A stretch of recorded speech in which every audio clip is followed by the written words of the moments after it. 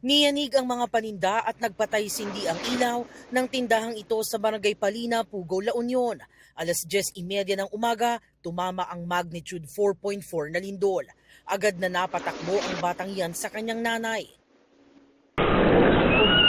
Nabalot din ng takot ang ilang residente sa Barangay Poblacion West dahil sa pagyanig.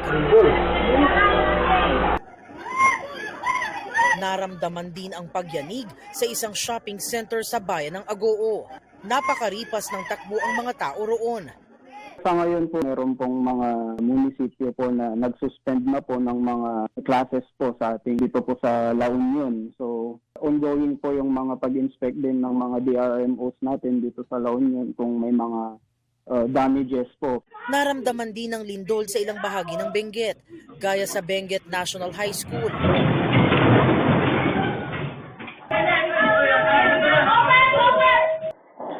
Sa Dominican Hill Mirador, Baguio City, nakuhanan ng pagbagsak ng ilang gamit sa loob ng isang bahay. Napalabas din ang estudyante ng San Vicente Elementary School at Baguio City National High School. Ang ilan sa kanila nawalan ng malay dahil sa pagyanig. Ang dami pong mga bata dito, ang mga inimatay.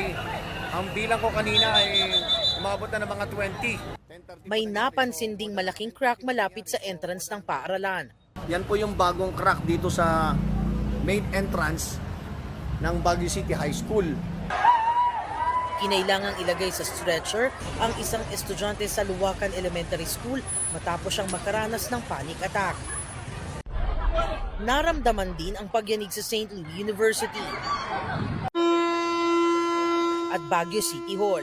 Sinuspindi ang klase sa Baguio mula preschool hanggang senior high school. Maging kalmado at sundin po natin ang ating drill, yung duck, cover and hold. Nag-ikot na rin ang mga otoridad sa lungsod para mag-inspeksyon. Ayon sa Fivox, hanggang intensity 4 o moderately strong ang naranasan sa ilang bahagi ng La Union at sa Baguio City. 23 kilometers ang lalim ng pinagmulan ng pagyanig. Ito pong lindol na nangyari sa may La Union, ito po ay tectonic ang origin. Inland po ito na nasa may La Union, meron po tayong active fault na gumalaw, nag-generate po dyan. Paalala ng Fivox, dapat laging alerto at handa ang publiko. Mahalagang seryosohin ang mga earthquake drill tulad ng duck, cover and hold upang maprotektahan ang sarili oras na magkaroon ng malakas na lindol. Para sa GMA Integrated News, ako si Jamie Santos, ang inyong saksi. Mga kapuso, maging una sa saksi. Mag-subscribe sa GMA Integrated News sa YouTube para sa iba't ibang balita.